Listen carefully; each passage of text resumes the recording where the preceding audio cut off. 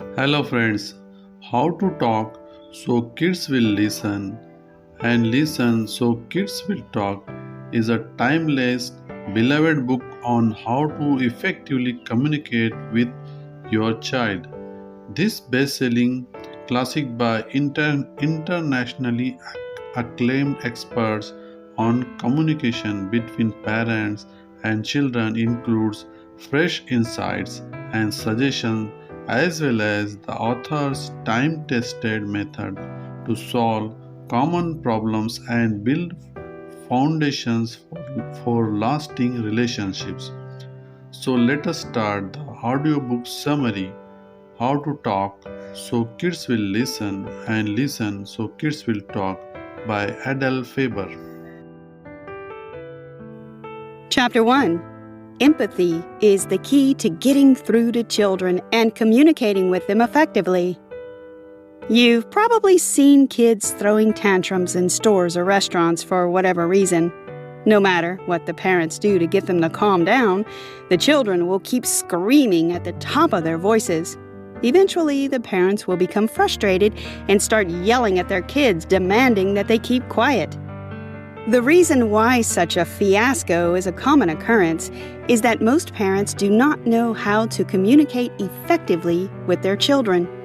Rather than yell at your children or threaten them with all sorts of punishments, you, as a parent, can encourage your kids to cultivate good behavior by improving your communication with them. And to do that, you have to deal with the children empathetically. No other parenting technique is as effective as relating to kids with a compassionate attitude. When your behavior towards your children makes them feel capable and lovable, they are motivated to listen to you and adopt positive habits. Better communication leads to better relationships between parents and children. Unfortunately, most of us grew up getting yelled at by our parents and having our feelings denied, so the language of empathy does not come naturally to us. Nevertheless, to be able to cultivate great relationships with our children and help them mature into responsible adults, we have to learn the language of acceptance and practice its methods. As you continue on with this summary, you will learn how to get through to your children and encourage them to cultivate good behavior by listening to them and sharing your feelings with them. Chapter 2. Children find it very helpful when you acknowledge their feelings and show empathy. As adults, we find it very hurtful and frustrating to have our feelings disregarded. Generally speaking, we find it more comfortable to open up and talk about our problems when we have someone who listens to us and acknowledges our experience. And by opening up about our problems, we are better able to cope with our feelings and focus on solutions. The same goes for children. They also can help themselves if they have someone who can listen to them and respond empathetically. First, learn to listen to your children with full attention. It can be pretty daunting and discouraging to try to get through to someone who claims they are listening but really aren't. So, whenever your kids are trying to tell you something, give them your full attention. Do not pretend to be listening. Stop whatever you are doing and focus. You don't even have to say anything. Most of the time, sympathetic silence is all a child needs. Secondly, instead of questions and advice, acknowledge their feelings with a word. It's hard for kids to think clearly or constructively when someone is questioning, blaming, or advising them. However, children benefit more from a simple, "Oh, or "I see." For instance, if your child tells you after school that they're tired, you can simply say, "Oh, sorry dear, I see you're tired."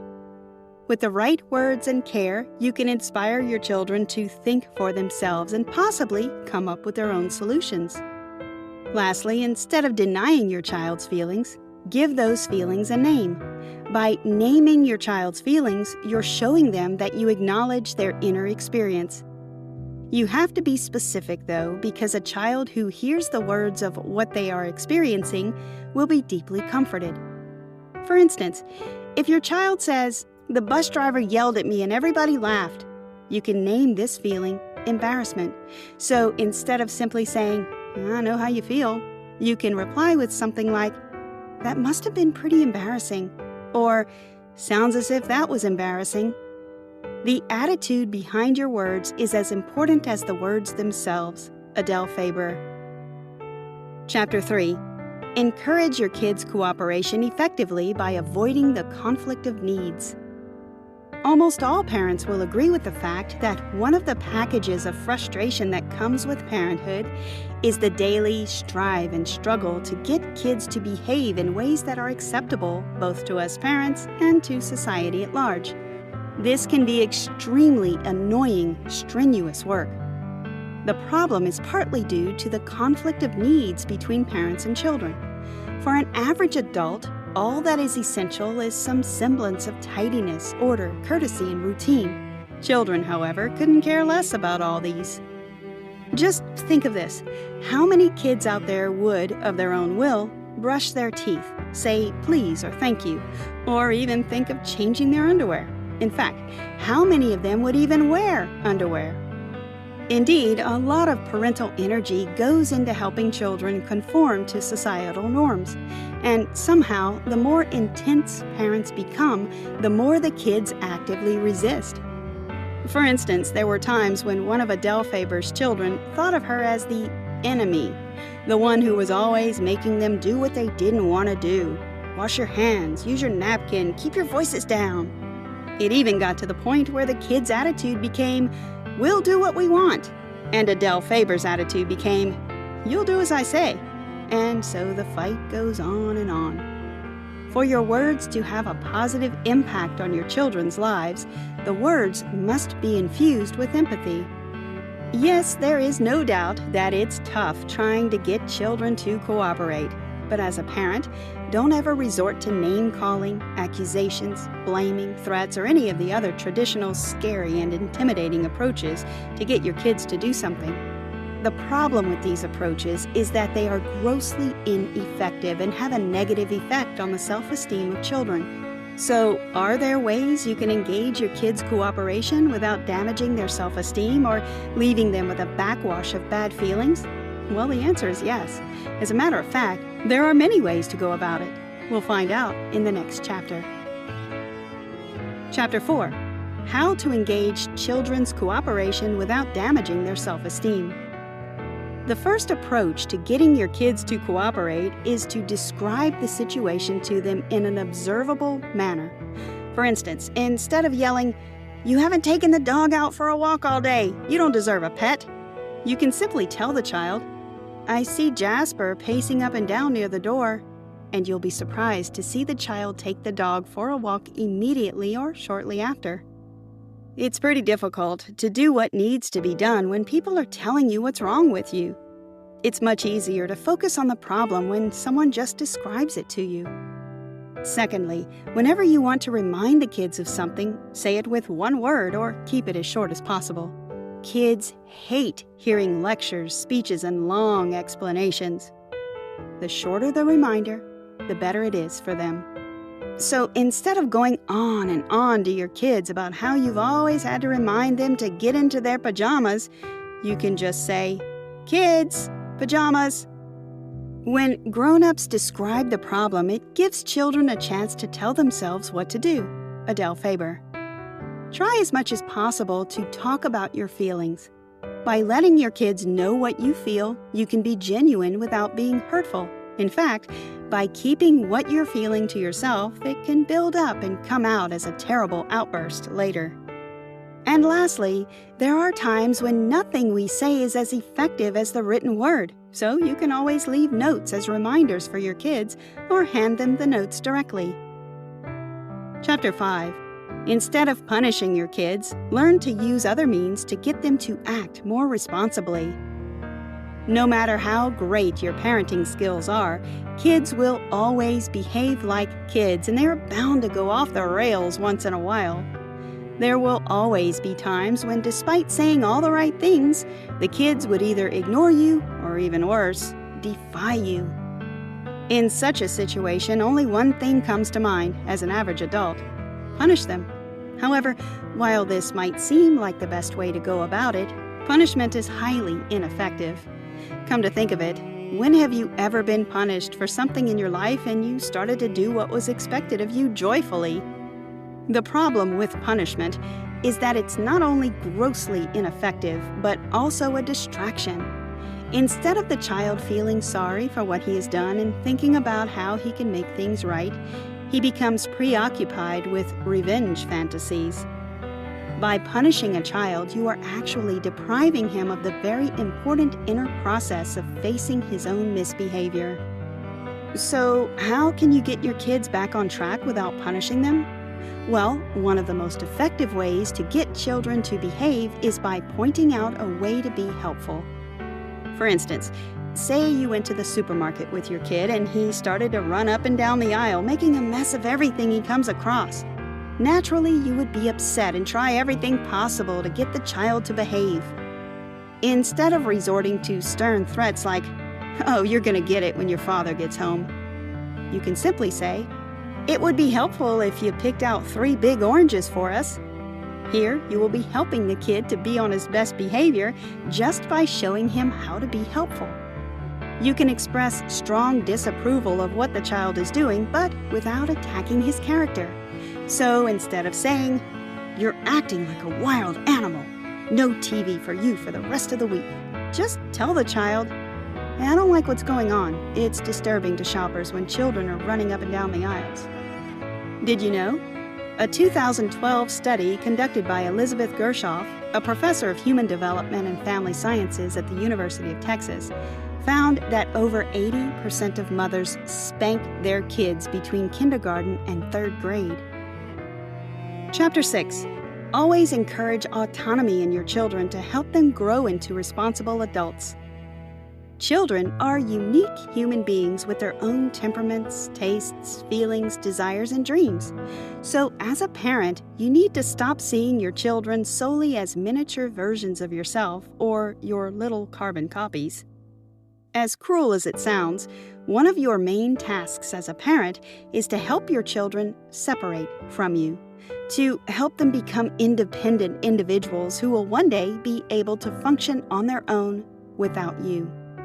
Your kids can learn to become independent if you let them do things for themselves, wrestle with their own problems, learn from their own mistakes.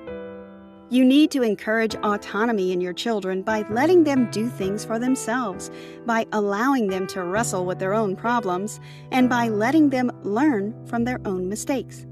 You might be thinking, "What's so bad about helping my kids tie their shoelaces or preventing them from making mistakes?" After all, children are less experienced and they are really dependent on adults. The problem here is this: when your kids are continually dependent on you, certain feelings develop which can snowball into a massive problem in the future. Generally, when people are made to be dependent on others, they may feel some gratitude for a while, but in the long run, they start to experience massive feelings of worthlessness, helplessness, frustration, resentment, and anger. Luckily enough, opportunities to encourage autonomy in your kids present themselves every day. Here are some specific ways you can help your kids take charge of their own lives rather than relying on you for everything.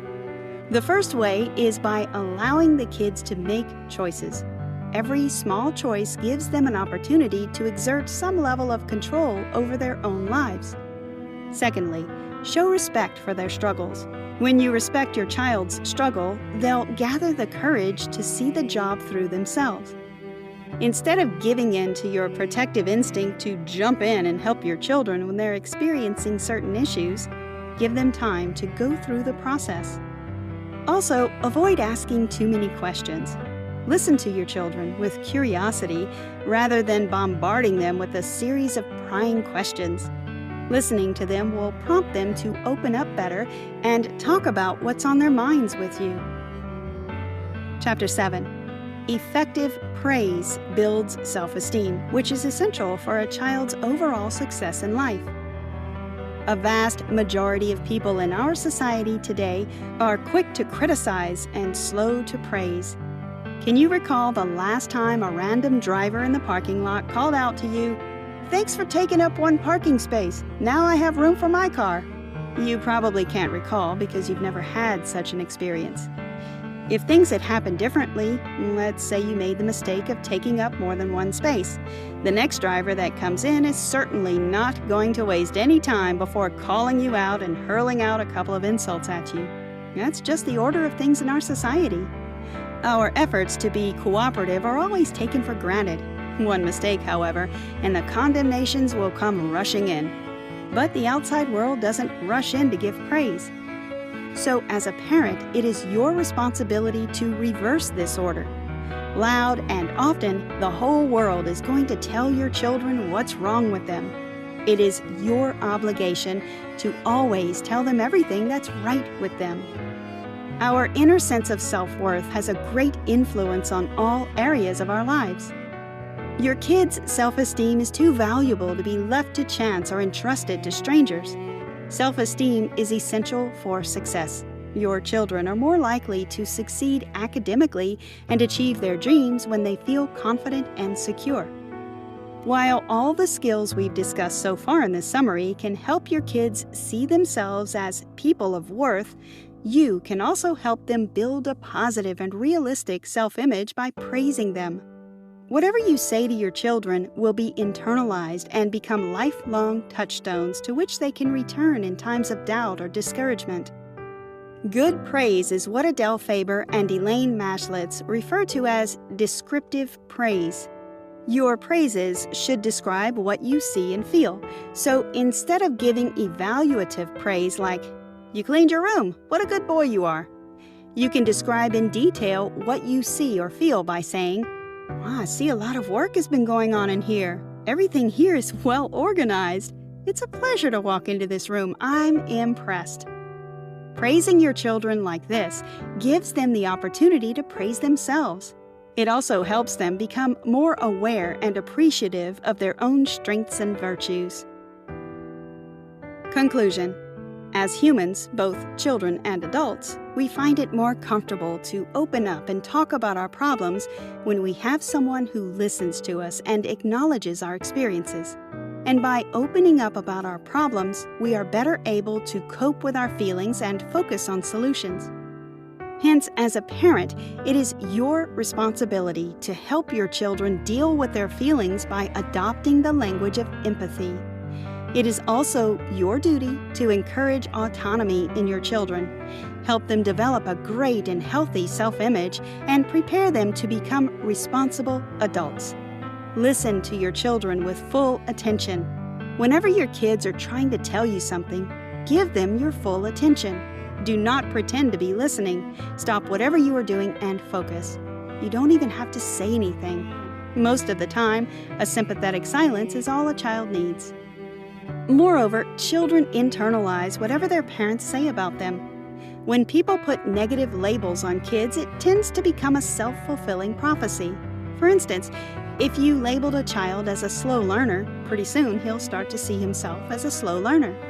So to help your children bolster their self-image, avoid throwing negative words at them and make sure you give them descriptive praise from time to time. Use your words to reinforce positive behavioral patterns in your children. Finally, try as much as possible not to cast yourself in roles: authoritarian parent, good parent, bad parent, permissive parent, and so on. Remember, the process of living or working with kids is hard and exhausting. It requires strength, heart, and intelligence. So start thinking of yourself as a human being first, with great potential for growth and improvement. When you don't live up to your own expectations, and you won't always do so, endeavor to be kind to yourself as you are to your kids. Try this.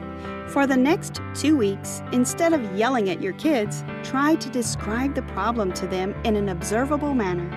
See how that improves your relationship with them.